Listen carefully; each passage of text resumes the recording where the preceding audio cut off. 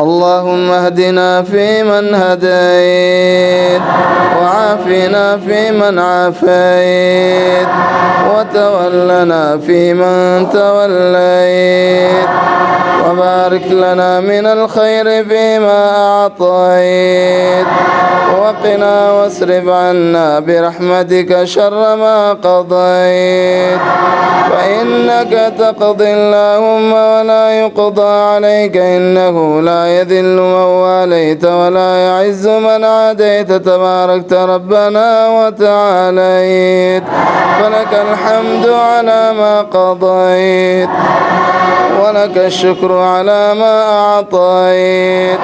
نستغفرك اللهم من جميع الذنوب والخطايا ونتوب إليك.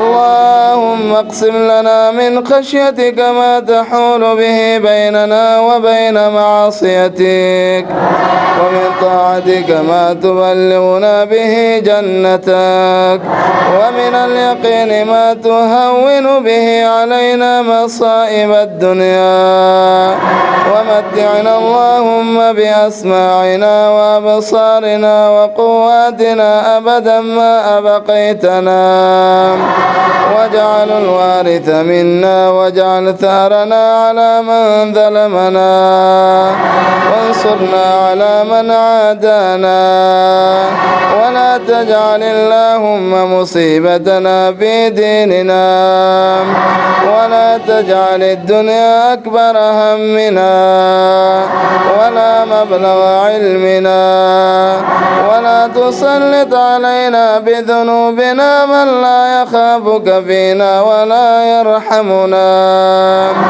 اللهم إنا نسألك موجبات رحمتك، وعزائم مغفرتك، والسلامة من كل إثم، والغنيمة من كل بر، والفوز بالجنة، والنجاة من النار. اللهم يا الله أنت المنان، وأنت رحيم الرحمن، نسألك من فضلك يا كريم يا عظيم الشان. اللهم لك الحمد حمدا، ولك الحمد حمدا كثيرا طيبا مباركا فيه.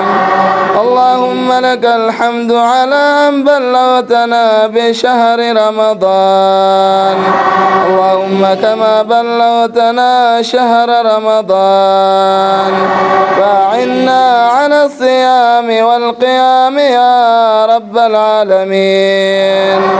اللهم يا الله أعنا على ذكرك وشكرك وحسن عبادتك.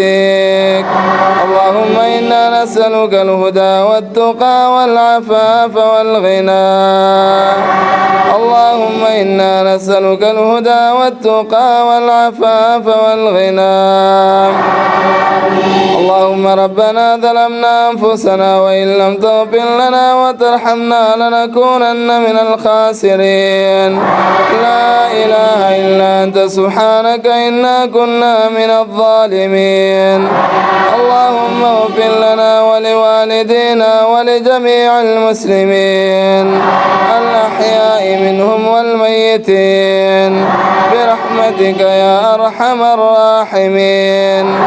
اللهم لا تدع لنا ذنبا إلا غفرته، ولا هما إلا فرجته، ولا دينا إلا قضيته، ولا مريضا إلا شفيته، ولا مبتلا إلا عافيته، ولا عسيرا إلا يسرته، ولا حاجة من حوائج الدنيا والآخرة هي لك رضا ولنا فيها صلاح إلا عنتنا على قضائها ويسرتها برحمتك يا أرحم الراحمين. ربنا آتنا في الدنيا حسنة وفي الآخرة حسنة وقنا عذاب النار. ربنا تقبل منا إنك أنت السميع العليم، وتب علينا يا مولانا إنك أنت التواب الرحيم.